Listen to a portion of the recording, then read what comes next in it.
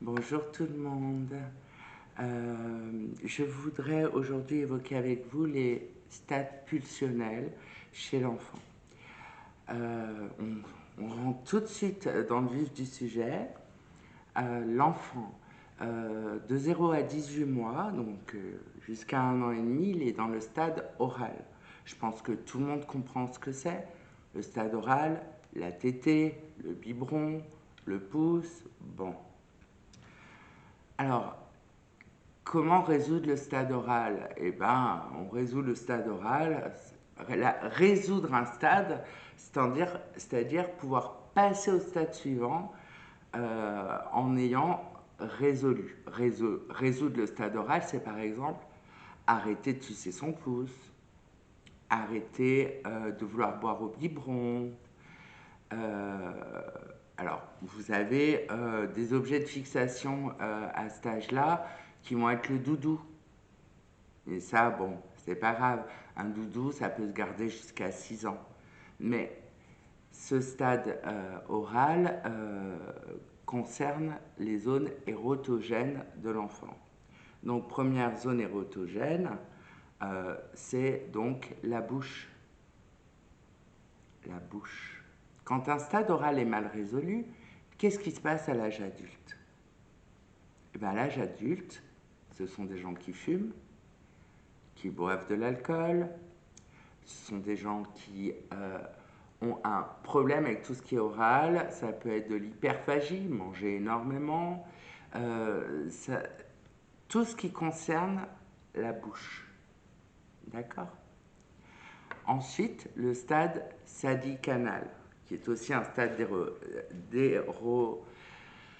d'érotisation, d'auto-érotisation, pardon, de l'enfant. Quand je parle d'érotisation, ce sont des zones érotogènes, et là, cette fois, on parle des cibales, donc de l'anus. Hein.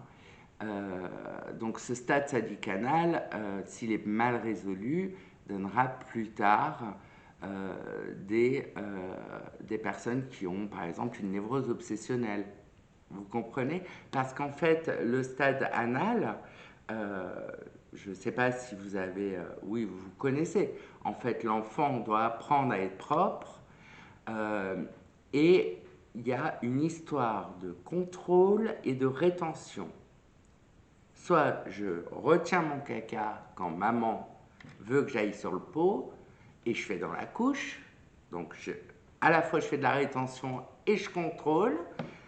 Et, euh, et en même temps, quand l'enfant devient propre, c'est qu'il a vraiment résolu son stade sadicanal. Pourquoi on dit sadicanal? Parce que souvent, il arrive que lorsque ce stade est mal résolu, à l'âge adulte, ça donne des troubles de personnalité comme les personnalités perverses.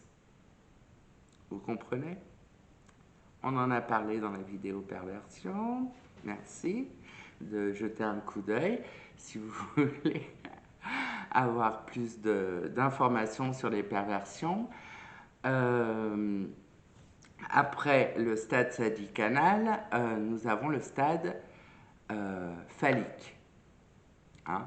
Le stade phallique, donc stade sadicanal de 1 an et demi à 3 ans, stade phallique de 3 ans à 7 ans. C'est là où le phallus entre en jeu. Et qu'est-ce qui rentre en jeu? Le complexe d'Oedipe, le fameux complexe d'Oedipe.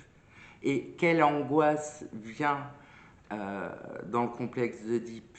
Alors, dans le stade oral, premier stade, l'angoisse, c'est une angoisse de manque. On a peur de manquer. Stade sadicanal, angoisse de contrôle. On veut contrôler la saleté, la souillure. Hein? Donc le caca, le pipi, tout ça. Hein? Ce qui peut donner plus tard des énurésies ou des encoprésies, c'est-à-dire faire pipi ou caca au lit. Au stade phallique, là, il s'agit du phallus, du complexe d'Oedipe et de l'angoisse j'ai mal entendu, castration. Ah voilà, on met le mot, castration. Donc la castration qui va être la même chose, la même angoisse chez les garçons, chez les petits garçons et chez les petites filles. Le petit garçon a un petit zizi, il a peur qu'on le lui coupe parce qu'il a vu des filles qui n'en ont pas. Il a peur qu'on lui coupe son zizi, son phallus, et qu'il devienne comme une fille. Les filles, elles disent, enfin elles disent, c'est inconscient tout ça, on parle de pulsion, hein, donc on est dans l'inconscient. Les petites filles, elles se disent, bon, moi je l'ai pas, il me manque un truc, quoi. Bon. La dystopie serait de dire, et si c'était pas les garçons qui avaient un truc en trop. Bon, enfin bon, ça, c'est c'est moi qui le pense, mais je suis pas la seule, hein. Déjà dans les années 20, il y avait une psychanalyste américaine qui avait taclé Freud là-dessus. Ensuite, de 7 ans à 10-12 ans, on a le stade de latence. Alors le stade de latence, lui, la zone érotogène, ça va être l'oreille, l'écoute. En fait, ils sont très attentifs, très observateurs. Le regard, l'écoute. Et il arrive d'ailleurs souvent qu'ils posent beaucoup de questions, mais parler devant un enfant de cet âge-là et croire qu'il n'a pas compris ce qu'on disait, c'est se mettre les doigts in the nose. Ensuite, adolescence, préadolescence et adolescence, là on est dans le stade génital, c'est-à-dire qu'on reprend le stade phallique de l'enfance, hein, qui est de 3 à 7 ans, et s'il a bien été résolu, et on le reproduit, mais de façon plus mature. Et là, c'est la crise d'adolescence, parce qu'on veut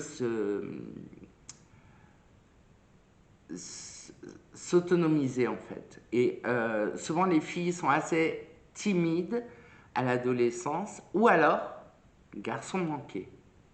Elles imitent les garçons, vous voyez, ou elles font les pitres, elles sont remarquées d'une autre façon, mais sinon elles sont timides. Les garçons, eux, sont plus souvent dans la bagarre, ils essayent de s'affirmer en fait. Voilà. Donc ça, ce sont les stades pulsionnels. Il n'existe que 2 pulsions. Il y en a une que vous connaissez. C'est la libido, la pulsion de vie. Et il existe une pulsion de mort, c'est le thanatos. Hein? La pulsion de mort, elle existe chez tout le monde. On a toujours une idée noire. On a parfois des accès pessimistes. On peut avoir un épisode dépressif. Ça, c'est le thanatos. Mais la libido, c'est ce qui nous donne envie de vivre. C'est ce qui crée du désir, qui fait qu'on fantasme. Et à ce sujet, la prochaine vidéo sera sur la structure de l'inconscient. Sur ce, je vous laisse, je vous embrasse et je vous dis à la prochaine. Bon dimanche.